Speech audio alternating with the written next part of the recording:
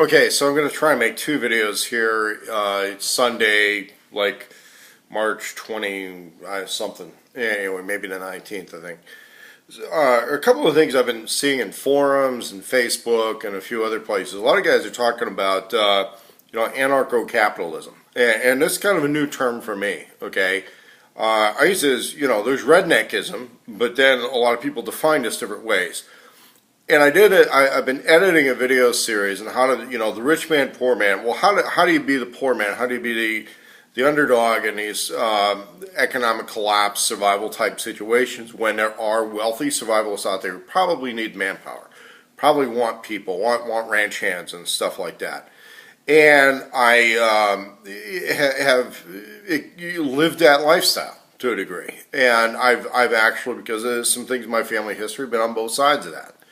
You can have a pretty good idea how these things work. I've talked to people more recently in that lifestyle that confirmed a lot for me and told me it's even matured a lot, especially in Texas. George Fertitle told me a lot about the ranch work situation down there, and those people have a very matured system for that. So when I'm giving advice to the guy who's low, there are a lot of people who have been miseducated, misinformed, lied to, abused, treated like shit in today's economic system. And that includes a lot of millennials, and that even includes a lot of their parents, the Generation Xers. Okay, so their parents may not have gotten the truth. They may not have really gotten a real word about a lot of things because the miseducation started with the Generation Xers. I was a teenager in high school taking advanced studies classes in the early 1980s where I was able to go into senior level classes as a sophomore that were all just about to get closed down, shut down, defunded, all that kind of stuff. Especially in shop class side, practical trades, things like that. A lot of the teachers are saying, listen, in 3 or 4 years, this isn't going to be here anymore. They're defunding it. They don't want to pay insurance. They don't want to pay insurance for high school students to be around spinning blades and compressed air. A lot of these other things. And they said that in the future, all these assets are going to be shifted over to the junior college system. And one of the things that was going on was that juniors and seniors in that school system, that particular school system, if a junior or senior were good enough academically, they could take a series of academic tests as a high school sophomore. And if they could get the GED as a high school sophomore, they could finish up all their credits and all their education at technical school. And basically like a junior college now. So by the time they would graduate from a technical school at 18, but they could work. They could do working internships at auto mechanic shops and car factories and those types of things. That's not available to a lot of people anymore. Okay, so I've got a friend of the family who went in the military to learn one aspect of a trade, and then, of course, using the GI Bill to collect another one. But the reality is that that's not available to a lot of the generations now. And so I'm close to 50 years old, but we're talking about millennials whose parents are in their early to mid-40s. These millennials are 16, 17, 18, 20 years old. They're in debt. Their parents are in debt. Their parents may have already been through bankruptcies and foreclosures, and their parents don't even have a lot of assets available to them. A lot of times their parents are these full-time minimum wage workers, where they're full-time minimum wage workers and on welfare and doubled up with their family, and they're not being told the truth in life. They're being told a lot of cheerleader stuff from people who have gotten lucky, or they're dealing with trade professionals who pull the ladder up. Don't want them to know the secrets of the temple. Consider them unworthy to know these things for whatever reasons. And a lot of that has to do with facilitation of wealth transfer.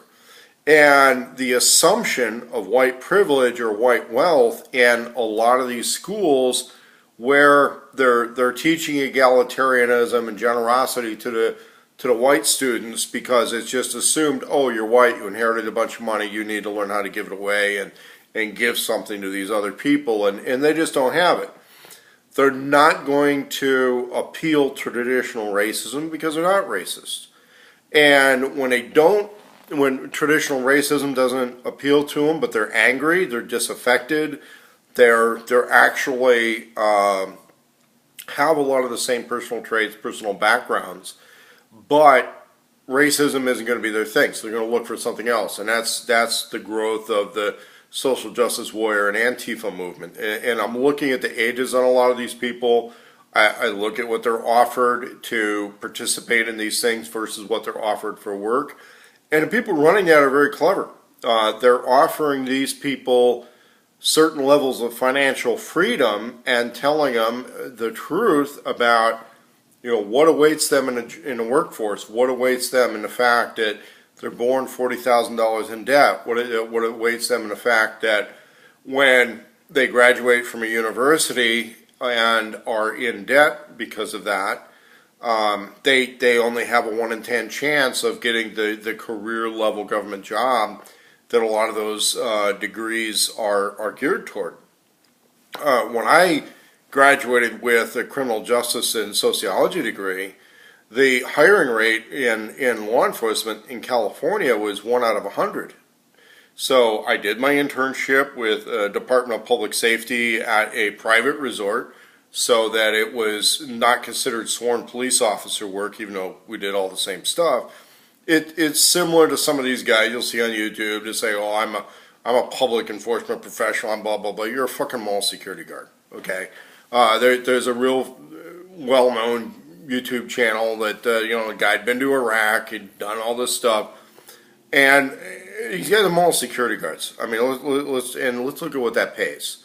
Okay, you can learn how to bark orders at people, you can learn how to dominate and control, but the reality is it's not production-based. In order for people to be valuable in a production-based economy, which any recovery economy is, anything that's recovering after disaster, anything that's recovering from shit at the fan, that hurricane, that disaster tends to not last very long.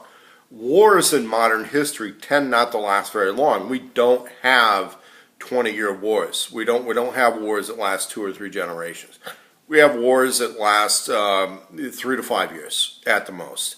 The Balkan civil wars.